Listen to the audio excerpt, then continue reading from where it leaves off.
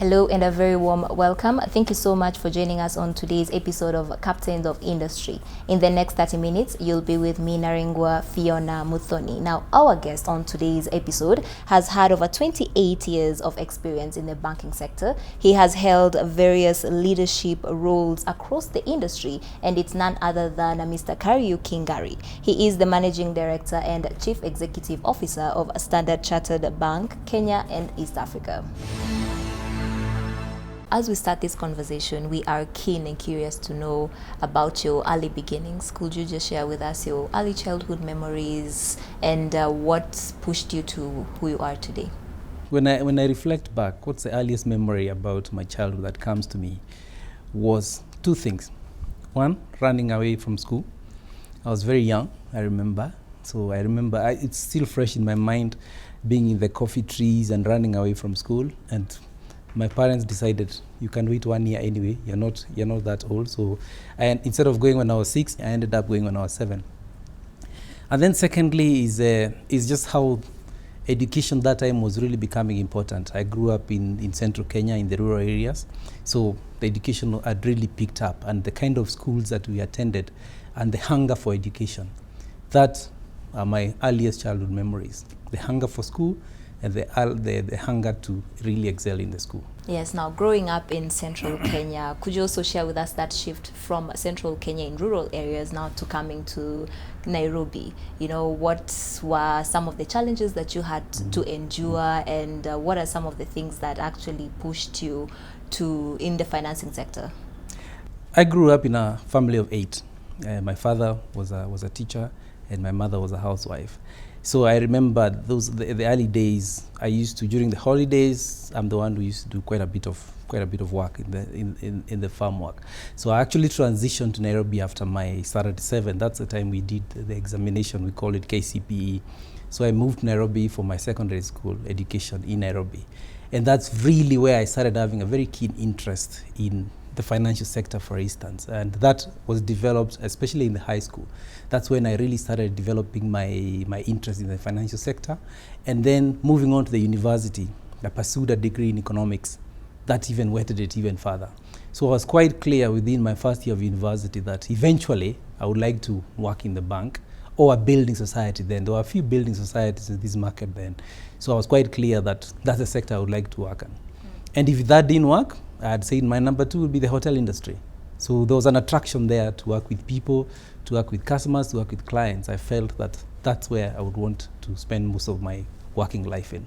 Yeah, now 28 years, how easy or how hard would you say the growth has been from when you started out to where you are now? I wouldn't call it hard, but I would call it really transformational. My first job when I joined the bank was making checkbooks. I remember that at the counter. So I would make checkbooks. So checkbooks was instant. You came, you told us you want to get a checkbook, and when we removed a metal plate and we stamped your checkbook. Those days we used to give you balances over the counter, and then you banked with the branch. You didn't bank with the bank, so you only went to your branch. You didn't go to the bank the way it is today. So when I looked at the banking that time and today, it's completely transformed. I would literally say the banking has been turned on its head.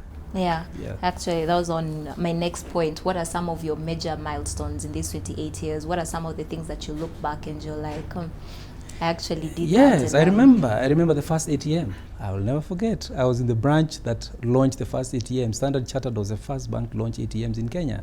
And our branch, where I was, that was Moi Avenue then, that's where the ATM was launched. And we made a lot of hula baloo around it. And I remember customers milling around and asking, can I really trust this to withdraw money? And our first ATM was inside the branch, because we thought that customers, if you put it outside the branch, people will not come to withdraw money because it's in the open. So we did it in the branch. So I remember that. And then I remember a big campaign to encourage customers to actually use the ATMs. And today we take it for granted. And then we used to have a big advertisement, 24 hours. That was a big sign, 24 hours. Today you don't even think about it. That's another big transformation. And then it's just, it's how easy banking has become today. When I look back those days, if I remember, like for instance, the story of my father used to disappear once a month, and he would spend the whole of Saturday trying to get his salary. As I said, he was a teacher. The whole day, You go, he drove, he got into public transport, 15 kilometers, and spent the whole day getting his money. Think about it today. Today, you don't have to travel to find out where their salary has come in. You get an alert on your phone, and then you start doing your payments on the phone. That's really transformational. And then also another major transformation is the sheer numbers of people that were there to deliver banking, as we used to call it then. When you look at the staff, in the branch I was in, there were more than 200 staff. Today, the same branch has less than 30 people. So it's been complete transformation, and this transformation has happened because of technology. Yeah, you've touched on transformation, and we're also seeing that also other players are coming into the market. How has the competition been? The competition has become a lot more intense, and the competition has shifted from the traditional bank that you can see, that all the time you can see and say, actually, this is my competition, to a completely new players that you're not seeing. In the olden days, and not many years back, probably just 10 years back, you knew that your competitor was the next bank. That's what you always competed with. Today, that's not the case. Today, you're competing with people you can't see, the fintechs, they exist. If they are giving facilities, especially whether it comes mobile lending, for instance, they are there. Payments, the payment space, completely opened up with a lot of players. You could be seeing some you're not seeing. So the competition has really shifted. And then also, you are competing with, especially on the corporate space, you're competing with banks that are not onshore. You know, there could be a deal that a client wants to do, and actually when they invite you, they are telling you, even these are the we've opened the bid, we've opened the bid, and this other bank based outside of the home market has won the bid. So competition has changed. So we also have to change the way we approach banking completely. Now, when we look at Standard Chartered, how has it been growing the company's market share? Could you also give us just a brief strategic glimpse? I think there are a couple of things I want to, we are talking about in Standard Chartered today. There are three key areas that we really want to focus on and we really want to invest in. The first one is transforming and disrupting with digital. And this transformation is not just about transforming what you actually see on the outside, but also internally. Because to transform and to disrupt with digital, the way people think, the way people approach the requests from clients has to change. That's the first key strategic in the medium term. The second one is expanding wealth. Today, or maybe today, if you go into a bank, if you've got spare money or you don't have any spare money, the only offer that most banks would give you is a fixed deposit. So if you want a good investment, the people will only offer you a fixed deposit. But in Standard Chartered today, we've launched opportunities for you to invest offshore. You can invest with mutual funds. You can invest in the infrastructure bonds. You can invest in the fixed income segment. And you can also do bank assurance from the comfort of your phone. That's a big opportunity, giving customers the choice to be able to diversify their investment, whether it's on fixed or other investment products. And third, and also quite important for us, is the network. Standard Chartered is the only market today that is operating across 4 different regions. We're in Europe, we're in Americas, we're in Asia, we're in the Middle East, and we're in Africa.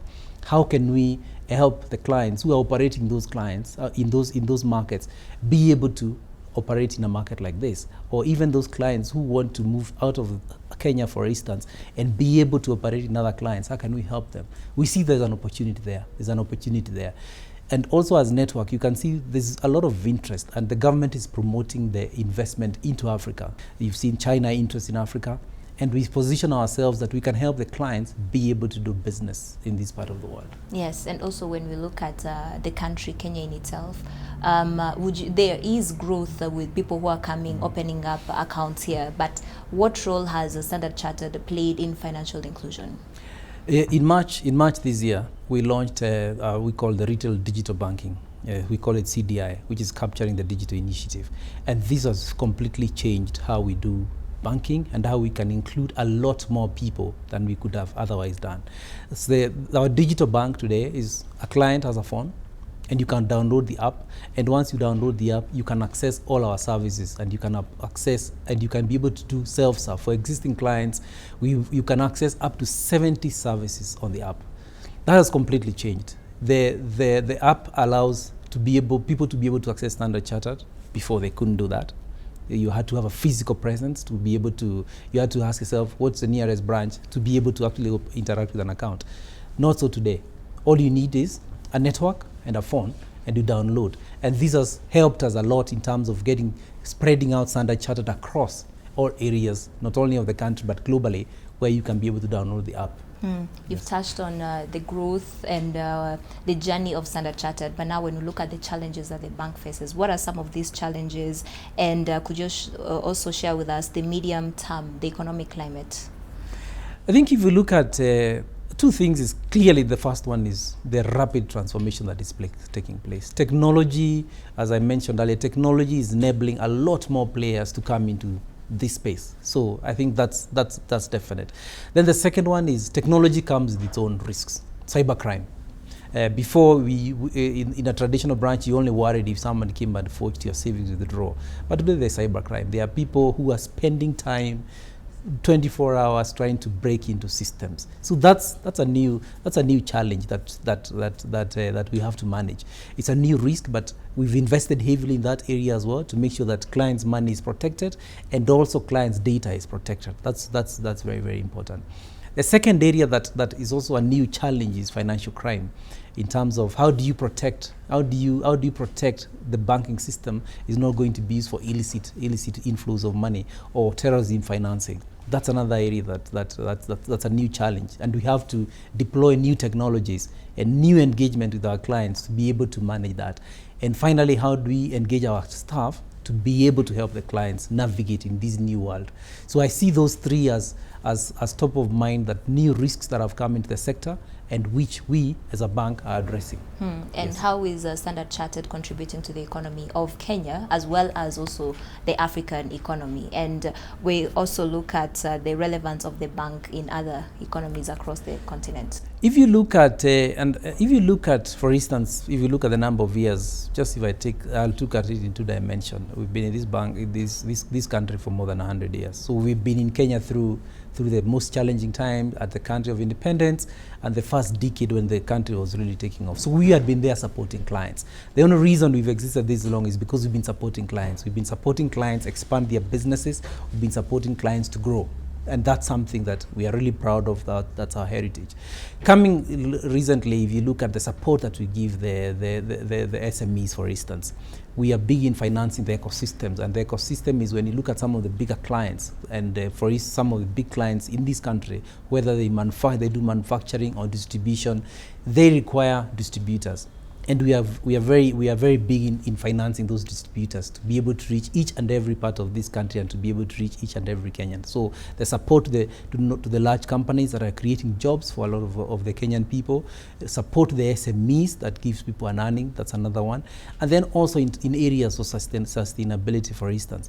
Seeing is believing was our signature product, and 650,000 Kenyans' eyesight was restored through that initiative when we ran it. And 650,000 people is a lot when you think about issues of blindness, and you're able to touch that many people. That's a very big number. In terms of GDP, we estimate, and we did a study a few years back, that we contribute 1.3% of the Kenyan GDP, and directly and indirectly support over 330,000 jobs in Kenya. Now, what are some of the major innovations and deliverables that have come out in the financing sector? I think there are several. They are quite. I would call them. They are very many. There's a basic ATM, as I mentioned. But if I limit myself to the last few years, and some of the areas that Standard Chartered has also done well. For instance, if I take in the area of transaction banking, before it used to be a nightmare to file your tax returns. To pay your tax payments. Today, with the investment that we've done, all our clients need to do is make sure they've got enough funds, go into their system from the comfort of their office, and at a click away, the money is sent to the tax authorities, and a confirmation is received within our client. That's a major one for the clients, and they've said this is really important for us, and it's really making a difference. The second major innovation in the corporate space was what we call cash deposit machines in the client's premises. Before, if you're a large supermarket or you're a big business or you're a business that deals a lot with cash, at the end of the day you counted it and then you started looking at your watch. What time is the branch closing? I need to rush and deposit this money. With the CDMs we have in the premises, whatever time you want to put in money, you put it there, you deposit it, and you get credit real time on our side. You money is still in the CDM, you've already gotten credit, which means you can use it. And this is something that has really worked well for the corporates, because it means they don't have to worry about closing time and going to take the money. That has worked very well for the clients. If I look on the retail space for the individual clients, the ability to purchase insurance on the phone, travel insurance, to insure your home, is a major innovation in this market. If you gotta travel, and all of us forget, you're traveling, the things that worry us most when you're traveling is getting the visa. After you've gotten the visa, you forget everything else until it hits you. Actually, I need travel insurance. What if something happens to me? Today, you just have to have your phone, go to menu, and you purchase insurance. What are the future plans? What should we look forward to, Standard Chartered? What are some of the key things that are in play in the next 5 years? I think in terms of, there are a couple of things. First of all, I'll just touch a few.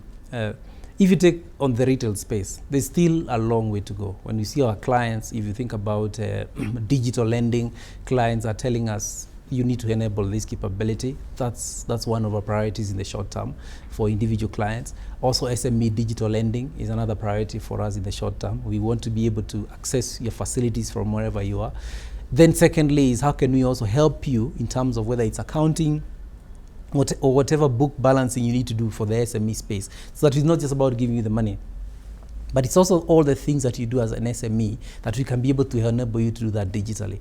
That's another area that we are looking at, the capability that we can be able to partner with other fintechs, that through us, we can be able to give that offer.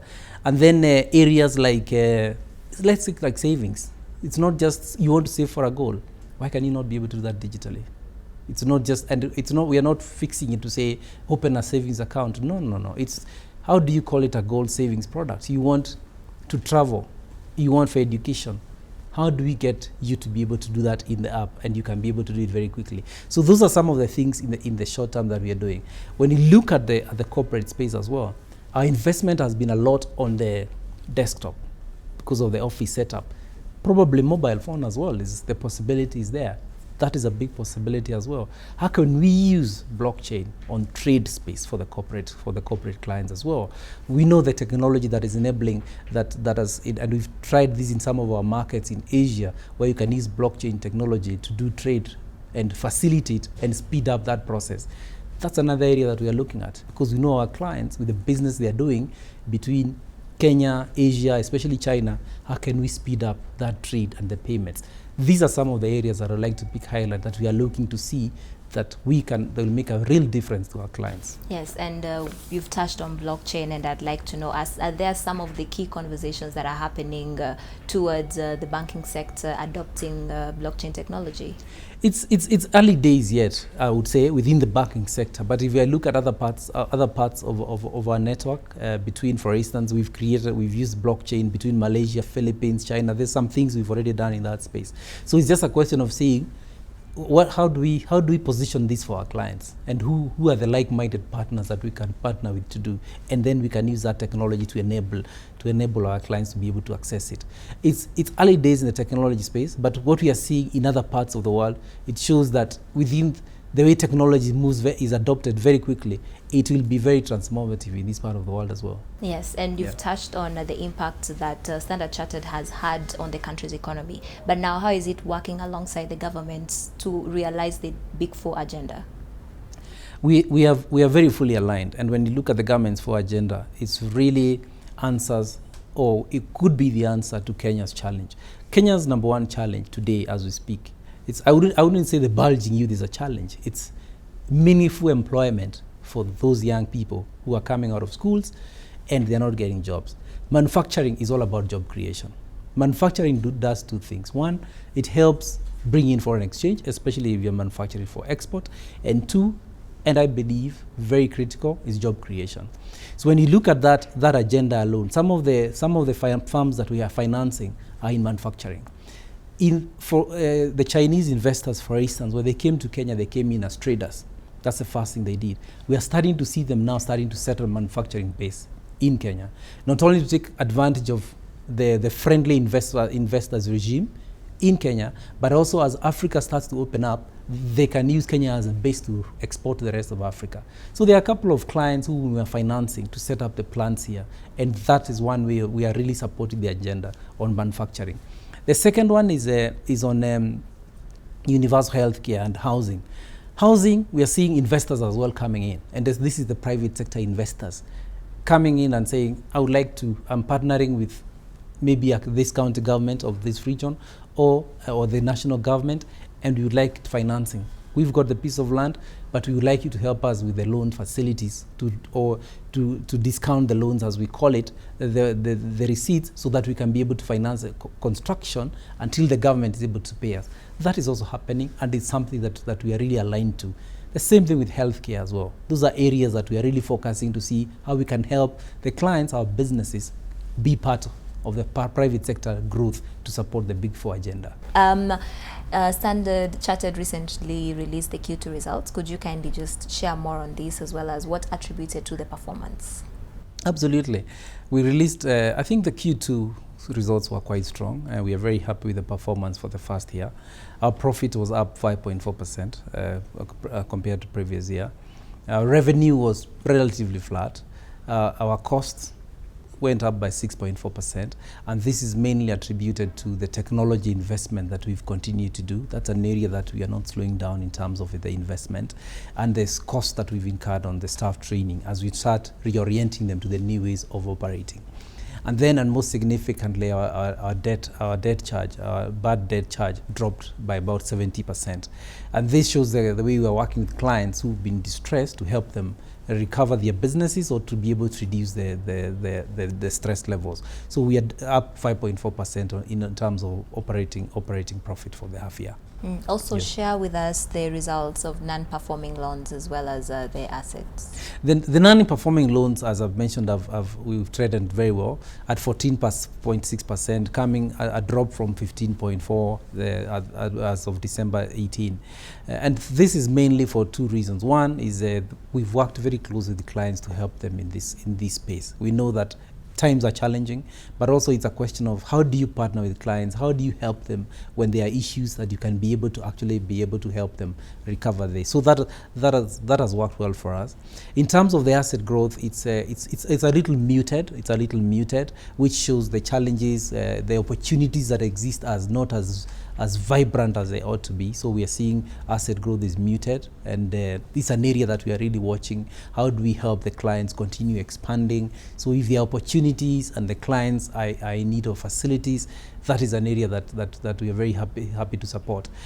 Customer deposits have continued to grow steadily. We've had a good steady growth in customer deposits, and the good deposits that are coming through is actually in our current account and savings account, which shows the strength of our retail network that is helping the clients continue bringing in their current accounts and savings accounts with us. And yes. With the Q2 results in mind, what is the strategy moving forward for the bank? And also, when we look at the full year, yes. I know you may not share this, but then are there certain statistics and targets that you have already set? The way we are looking at it is we refreshed our strategy during half year. What are we going to focus on for the next 6 months and within the next 12 months? So let's say in the medium term. The first one is digital. They're transforming and disrupting the digital. How do we disrupt the brick and mortar that we've got today? Not only from the brick itself, in the branches that we've got, but also in the mindset internally. That's a big priority for us. The second one is wealth. How do we expand wealth and be a market leader in this market on the wealth space? We believe there's an opportunity, and clients, the way the response from clients is very good. The growth that we've seen in our wealth space confirms that clients are really hungry for alternative investment, and this is something that we're going to continue. And third, and most important, especially for our corporate clients, is you expanding the network. We as Standard Chartered are in Asia, we're in Africa, we're in Middle East, and we're in Europe. How do we help our clients connect in those regions? The ones who are already trading in those markets and they want to come into Kenya, how do we support them? The ones who operate in Kenya and they want to go outside of Kenya to East Africa or within Africa, how do we support them? Those are the three key areas that we want to focus on. And we believe that once we are very clear in our focus and we are helping clients achieve, the outcome will be positive, most important for the clients. Yes, and also Yes. when you look at the impact that the government securities had on Standard Chartered's profits, what would you say? How did it impact? When you look at the first half of the year, we've seen that our investment in treasury bills actually declined, and the revenue from there actually also declined because obviously the government debt, the payments were also reduced. It's difficult to project going forward what is that going to look like. However, we only invest the government in government bills or government treasury bills or bonds when there's excess money. Our first priority is always clients. When there's client demand, that's how we dispose of our money. We do not go to the government as the first option. It's always the clients. If there's client demand, that's how we invest, and that's where we prioritize. Yeah, and Yes. we're seeing also mobile banking and mobile lending is dominating the loan market, and this is putting ordinary citizens in debt. Now, how is this going to affect the banking lending? In terms of what we call sustainable lending and responsible lending, that's a priority for Standard Chartered. I think in terms of we do not believe that you should ever choke clients or customers with debt, because at the end of the day we have an obligation to lend responsibly. That's an area that we are looking to get into, as I mentioned, digital lending that we would like to get into, mainly to give the convenience to our customers. And what's going to be very important to us as we launch that product is to make sure that we are conscious about the debt levels that people are involved in, and we are being a responsible lender. You do not do that for the part just because of profit, but to be very responsible in how you do this lending. I think it's an important part for the industry to be aware of and to be conscious about, and to make sure that responsibility is well managed. Now that brings us to the end of today's episode of Captains of Industry. Thank you so much for watching. If you'd like to have a conversation with us, you can write to us on Twitter. Tag us at CNBC Africa. I am Naringwa Fiona Muthoni. Cheers for now.